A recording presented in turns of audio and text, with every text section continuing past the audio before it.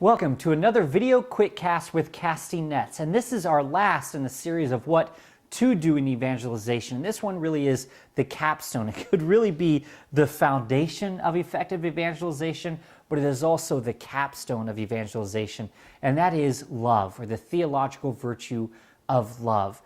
It really, summarizes everything that we ought to be doing in evangelization. To remember that we're a missionary, we're not a debater, we're not there to win an argument. We're there to share the love of Christ with somebody, to help them come to the love of God in their lives and in the church.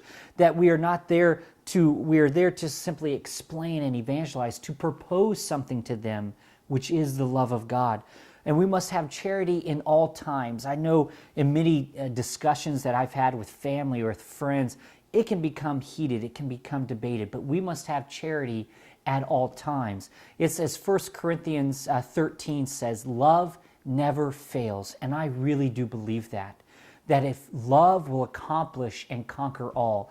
I tell you what, there was this one story in which I went to a Mormon service. I had befriended some Mormon missionaries, some young, 19, 20-year-old Mormon missionaries, and they had been coming over to our house.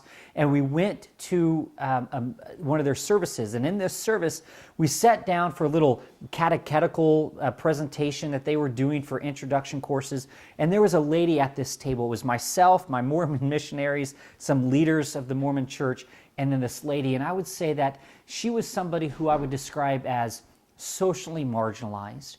She would have been awkward to be around. She would not have had, I would say, a lot of friends. I don't know if there was perhaps mental issues there. I don't know, but she would certainly have been on the marginalized of society. And as she was there and as I was sitting there, I couldn't help but think of this one question. Why was she there? Was she there because she found Mormon doctrine so fascinating that she found when she read the Book of Mormon that is the truth, that she thought that was what would really change her life? I don't think so. I think she was there because someone knocked on her door and said, is there anything I can do for you? Can I rake your leaves? Can I mow your yard? Would you want to please come with us to our Mormon service? She was there because someone showed her love. And I sat there and I thought, where were Catholics? Were there not any Catholics in her neighborhood to show her love, to show that we cared for her, to show that there is a God who loves her? I will say this, if you want to reach somebody, we must love them. Love never fails.